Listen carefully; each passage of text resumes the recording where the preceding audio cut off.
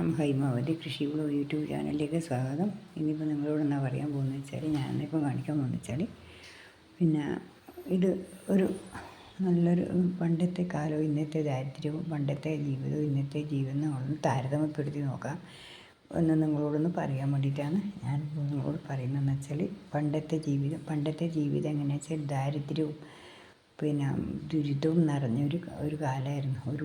ഉടുക്കാനുള്ളൊരു വേഷം, ഉടുക്കാനുള്ളൊരു തുണി പോലും നമുക്ക് കിട്ടാൻ കഴിയാത്തൊരു സന്ദർഭവും കാലമായിരുന്നു. എന്തെങ്കിലും ഒരു കീറത്തുണി മാത്രം നമ്മൾ ഉടുത്തിട്ട് അതേപോലെ ജീവിച്ച് വന്നൊരു കാലം. അച്ഛനും അമ്മയും പണിക്ക് പോയി വന്നിട്ട് അന്ന് അത്രേ കൂലിയുള്ളൂ. കൊണ്ടുവന്നിട്ട് ഒരു കൊങ്ങായി നെല്ലെന്ന് പറയുമ്പോൾ കാസൊരു കൊങ്ങായി നെല്ല് 2 നെല്ലുണ്ടാവും. ആ കൊങ്ങായി നെല്ലാണ് കൂലി കിട്ടുക. ആ കൂലി കൊണ്ടുവന്നിട്ട് കുട്ടിത്തിരക്കി 3-4 മക്കളും കൂടിയാകുമ്പോൾ ഒരു നേരം വെക്കാൻ കിട്ടില്ല. അത്രയും ഉണ്ടാവും കൂലി.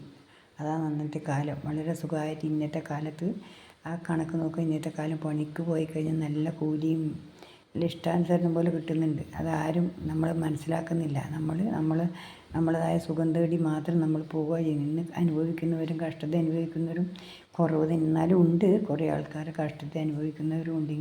ഇന്ന് പക്ഷേ സുന്ദരമായിട്ട് പണിയെടുത്താൽ നല്ല അന്തസ്സിൽ തന്നെ ജീവിക്കാൻ പറ്റുന്ന തരത്തിലുള്ള ഒരു ജീവിതത്തിലേക്കാണ് നമ്മളിപ്പം പോകുന്നത്. പക്ഷേ പണ്ട് അങ്ങനെയല്ല. പണ്ടെന്ന് വെച്ചാൽ നമ്മൾ എത്ര കഷ്ടപ്പെട്ടാലും നമുക്കൊരു ജീവിതത്തിൽ ഭക്ഷണം തികയാനുള്ള ഒരു സൗകര്യം ഉണ്ടാവില്ല. പണ്ടത്തെ കാലം എങ്ങനെയാണെന്ന് വെച്ചാൽ, എനിക്കുള്ള അനുഭവം പറയാ വെച്ചാൽ, ഞാനും അമ്മിയെല്ലാം എൻ്റെ ആങ്ങളെയും കൂടി കണ്ടൊക്കെ നിൽക്കുന്നൊരു കാലത്ത് അതിന് പശുവുണ്ട്. പശുവിനെ കറക്കണം, പശുവിന് പുല്ലരിയണം, അങ്ങനെയുള്ളവരും ചെയ്യും. ആ പശുവിൻ്റെ പാല് കൊടുത്തിട്ടാണ് നമ്മൾ ഒരു കൊല്ലത്ത് ജീവിതം ജീവിക്കുന്നത്. അങ്ങനെ തന്നെ പശുവിൻ്റെ കറവാണ് പിറ്റത്തെ കൊല്ലം വരെ അതിൻ്റെ പൈസയുടെ വെക്കും. അതിന് ശേഷം അതിനെ കൊണ്ടാണ് നമ്മളങ്ങനെ പിറ്റത്തെ കൊല്ലം കൂടി ജീവിക്കുക. അങ്ങനെയാണ് ഒരു പശുവിനെ കൊണ്ട് നമ്മൾ ജീവിച്ച് പോയതായിരുന്നു. അന്ന് ആ സമയത്ത് എന്ന് വെച്ചാൽ ചക്കയില്ല തിന്നാൻ, മാങ്ങയില്ല തിന്നാൻ, അങ്ങനെയുള്ളതൊന്നുമില്ല. വേറെ ഏതെങ്കിലും പറമ്പത്ത് പോകണം. നമ്മളെ പറമ്പത്ത് അങ്ങനത്തിനൊന്നുമില്ല. അപ്പോൾ വേറെ പറമ്പത്ത് പോയി കഴിഞ്ഞാൽ നമ്മളിപ്പോൾ പഴക്കോ പുല്ലിനോ അങ്ങനെയെല്ലാം പോയി കഴിഞ്ഞാൽ നമുക്ക് മാങ്ങയോ പിന്നെ ചക്കയോ എന്തെങ്കിലും പഴുത്ത ചക്കയെല്ലാം മുറിയണം നമുക്ക് കിട്ടും. അതെല്ലാം നമുക്ക് പൊറുക്കി കൊണ്ടുവന്നിട്ട് തിന്നാൻ പറ്റും. അങ്ങനെയുള്ളൊരു സന്ദർഭമാണ്. കഴിഞ്ഞ കൊല്ലം ഞാനൊക്കെ അങ്ങനെ ഒരു അനുഭവം ഉണ്ടായിരുന്നു. നമ്മൾ 2-3 നാൾ കൂടി ചക്കക്ക് പോയി. അകത്ത് പൊതുവെ ചക്ക കുറവാണ്. പണ്ടുള്ള വലിയ ആൾക്കാരുടെ സ്ഥലത്ത് മാത്രമേ നമുക്ക് ചക്ക ഉണ്ടായിട്ടുള്ളൂ. അതുകൊണ്ട് അവരോടെന്ന് വെച്ചാൽ നമ്മളിങ്ങനെ പറയും, പിന്നെ പറയുന്നത് നാണക്കേടാണ്. എന്നാലും നാണക്കേട് പറഞ്ഞിട്ട് കാര്യമില്ല. നമ്മളെ ജീവിതവും നമ്മളെ അനുഭവവും നമുക്ക് പറയുന്നുണ്ട്. ഒരു കുറവുമില്ല. ഞാൻ അങ്ങനെയും കഷ്ടപ്പെട്ടിട്ട് തന്നെയാണ് ജീവിച്ചിരിക്കുന്നത്. വളരെ കഷ്ടപ്പെട്ട് നമ്മൾ വീട്ടിൽ നിന്നും വലുതാവുന്നവരും വളരെ കഷ്ടപ്പെട്ടു. പക്ഷേ എൻ്റെ മക്കൾക്ക് ഭക്ഷണ കാര്യത്തിനൊന്നും ഞാൻ ബുദ്ധിമുട്ടുണ്ടാക്കിയിട്ടില്ല. എല്ലാം നല്ല ഇഷ്ടാനുസരണം പോലെ ഞാൻ എൻ്റെ മക്കൾക്ക് കൊടുക്കുകയും ചെയ്തിട്ടുണ്ട്. പക്ഷേ പിന്നെയെന്ന് വെച്ചാൽ, ഞാനെന്തായെന്ന് വെച്ച് കഴിഞ്ഞാൽ ഒരു പഴുത്ത ചക്ക വലിയ ഇടയെന്ന് വെച്ചാൽ നമുക്ക് ചെയ്യാൻ പറ്റാത്തൊരിടയാണ്. ആ ഇടയിലേക്ക് 1-2 പഴുത്ത ചക്ക നല്ല വരിക്കച്ചക്കേൻ്റെ കൂടെ മണത്തിട്ടാണെങ്കിൽ കയറാനില്ല. വലിയ ഇട വെച്ചാൽ എങ്ങനെയാണ് കീഞ്ഞ് പോകേണ്ടതെന്ന് ഒരു തിരുപാടില്ല. അപ്പുറത്തെ ഇടച്ചാൽ അത്രയ്ക്ക് വരലുള്ള ഇട. കീഞ്ഞ് പോകാനൊരു കണ്ടി പോലും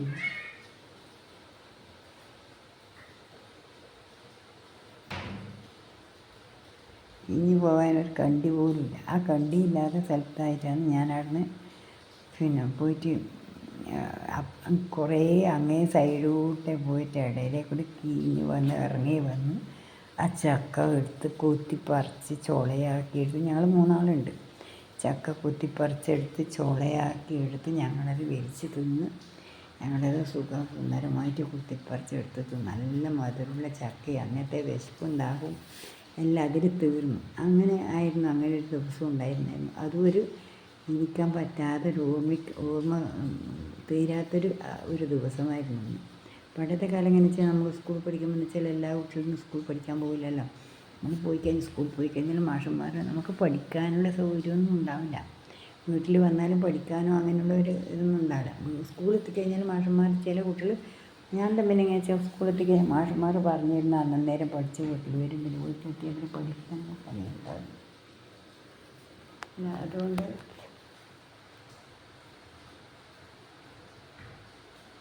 വീട്ടിൽ പഠിക്കാനുള്ള സൗകര്യമൊന്നും ഉണ്ടാവില്ല. അതായത് ഞാൻ എന്താ വെച്ചാൽ സ്കൂളിൽ നിന്ന് തന്നെ.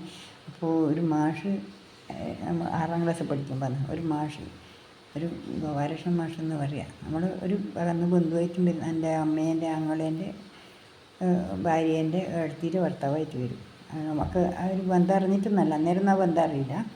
അന്നേരം ആ ബന്ധമായിട്ടുമില്ല. അതിന് മുമ്പിൽ അങ്ങനെ പറഞ്ഞു. ആ മാഷ് ഇതേപോലെ തന്നെ പഠിപ്പിക്കുമ്പോൾ ഒരു ദിവസം ഒരു വേന്ന് നമ്മളിങ്ങനെ കോപ്പി എഴുതിയിട്ട് കോപ്പി എഴുതാൻ വേണ്ടി പറഞ്ഞാൽ കോപ്പിയിൽ എന്നുള്ളത് കൂട്ടി എഴുതണ്ടാണ്.